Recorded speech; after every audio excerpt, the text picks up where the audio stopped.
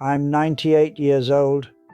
I've had enough time to watch the same mistakes repeat themselves in different people, in different generations, wearing different names. The world changes its clothes. Human thinking rarely does. For most of my life, I believed thinking more would save me, that if I analyzed enough, if I understood enough, if I prepared enough, I would finally feel at peace. That belief followed me for decades, and it quietly ruined more moments than I can count. The thought I'm talking about doesn't sound dangerous. That's why it survives. It sounds responsible. It sounds intelligent. It even sounds wise. But it keeps people trapped for their entire lives. I didn't realize it until very late. And once I saw it clearly, I couldn't unsee it. The thought is this: once I figure this out, I'll be okay. Most people live inside that sentence. They wake up with it. They fall asleep with it. They organize their entire lives around it. Once I understand my past, once I fix myself, once I solve this problem, once I reach that point, then I'll rest, then I'll feel complete, then I'll live. At 98, I can tell you something without romance or bitterness. That moment never arrives, not because you're failing, but because the thought itself is flawed. I spent years believing clarity came first, and peace followed, but life taught me the opposite. Peace comes when you stop demanding clarity. The shift didn't happen during a big event. There was no collapse, no breakdown, no dramatic turning point. It happened during an ordinary day. I was sitting alone, doing nothing in particular, and I noticed something strange. My body was tired, but my mind was restless, not because something was wrong, but because my mind was always searching for improvement, searching for explanation, searching for reassurance, even in moments that were objectively fine. That's when it hit me. I wasn't suffering because of my circumstances. I was suffering because I believed every moment needed to lead somewhere. I believed life was a problem to be solved instead of an experience to be lived. That belief sounds harmless. It isn't. It turns rest into guilt, stillness into anxiety, presence into impatience. You stop enjoying moments because you're busy evaluating them. You stop feeling alive because you're too busy thinking about how to optimize life. I watched people do this their entire lives. They postponed joy until conditions were perfect. They delayed peace until answers arrived. They treated the present moment like a waiting room. And then one day, time ran out. What I finally understood at 98 is this: the mind is an incredible tool, but a terrible place to live. Most people don't realize they are living inside their thoughts, arguing with the past, negotiating with the future, rehearsing conversations that already ended, preparing for outcomes that never happen. And all the while, life is happening quietly underneath, ignored.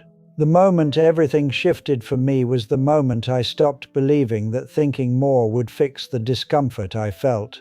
Because thinking was the discomfort. I had spent my life trusting my mind without question. I never stopped to ask whether it was helping or just staying busy. The mind loves problems. If there are none, it creates them. Not because it's evil, because that's its job, but peace doesn't live where problems are constantly being manufactured. Peace lives where you stop feeding them. That realization didn't make me passive, it made me free. I didn't stop thinking. I stopped obeying every thought. There's a difference most people never learn. A thought appears, you don't have to follow it. A story forms, you don't have to live inside it.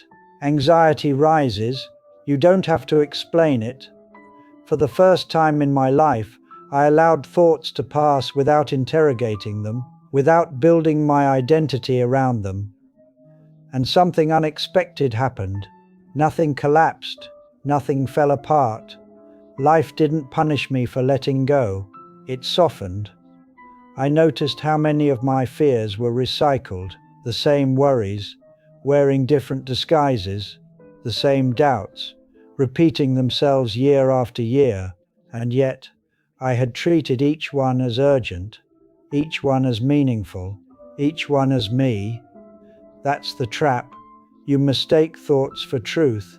You mistake activity in the mind for progress in life, and you stay busy forever.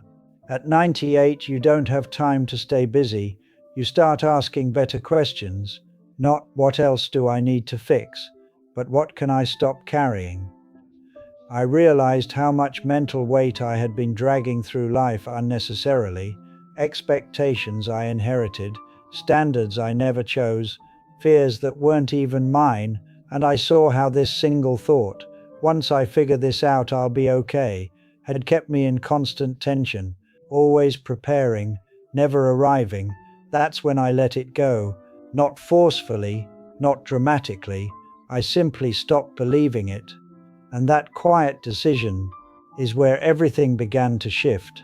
When I stopped believing that thought, I didn't replace it with something better. That's important. I didn't tell myself a new story. I didn't adopt a more positive mindset. I didn't repeat affirmations or promise myself clarity. I simply left the space open, and in that space, something unexpected appeared. Silence, not the absence of sound, but the absence of pressure. For the first time, my mind wasn't trying to arrive anywhere. It wasn't searching for improvement. It wasn't rehearsing tomorrow. It wasn't rewriting yesterday. It was just present. Most people don't realize how unfamiliar that state is. They've been thinking for so long that stillness feels wrong, dangerous even. But nothing bad happened. Life didn't collapse because I stopped chasing understanding. In fact, it became easier to live. I noticed how often I had confused mental effort with responsibility, as if thinking harder meant caring more. But care doesn't require constant analysis. Love doesn't demand obsession. Wisdom doesn't shout, it watches. The more I allowed thoughts to come and go without following them, the more I understood something simple but unsettling. Most of your thoughts are not instructions, they're noise, old patterns replaying themselves, conditioned fears, asking for attention, stories borrowed from the past, pretending to be relevant, and when you stop responding to them, they lose power, not immediately, but inevitably. The mind quiets when it realizes it's no longer in charge of your identity. That's when life changes. Not dramatically, but deeply. I became more patient without trying to be, more present without effort, more forgiving without forcing it. Not because I was better, but because I was less busy inside. I saw how much of my suffering had come from mental resistance, from insisting life should feel different than it did, from arguing with emotions instead of letting them move through me. At 98, emotions don't scare me anymore. They pass faster when you don't trap them in thought. Sadness becomes sadness, not a story. Fear becomes fear, not a prophecy. Joy becomes joy, not something to cling to. This is what people misunderstand. Letting go of harmful thinking doesn't make you detached from life. It makes you available to it. You stop filtering every moment through expectation. You stop asking whether you're doing it right. You stop monitoring yourself constantly. And in that freedom, something remarkable happens. You start responding instead of reacting. You listen instead of waiting to speak. You act when action is needed, and rest when it isn't. Life becomes simpler, not smaller. Simpler. The shift didn't remove pain from my life. Loss still came. The body still aged. People still left. but pain no longer turned into prolonged suffering, because suffering needs a story to survive. And I stopped feeding stories that kept me tense. The thought I released, "Once I figure this out, I'll be okay," was replaced by something quieter, not a sentence, a posture, an openness to what is. I stopped asking life to guarantee safety before I relaxed. I stopped demanding certainty before allowing peace. I stopped waiting for my mind to approve of the moment. And what I learned is this: you don't arrive at peace by thinking your way into it. You arrive by stepping out of the argument with reality. That's what everything shifted means. Not fireworks, alignment, a life that flows instead of resists. Most people will never experience this, not because it's hard, but because it feels like losing control, and the mind is terrified of that. It would rather suffer in familiar tension than rest in uncertainty. But uncertainty is where life actually happens. At 98, control looks different. It looks like knowing when to let go. It looks like trusting experience over prediction. It looks like understanding that clarity is overrated and presence is everything. If there's one thing I would leave you with, it's this: the thought that is ruining you is not negative thinking, it's the belief that thinking will save you. It won't. Living will. And living begins the moment you stop trying to figure your way into peace.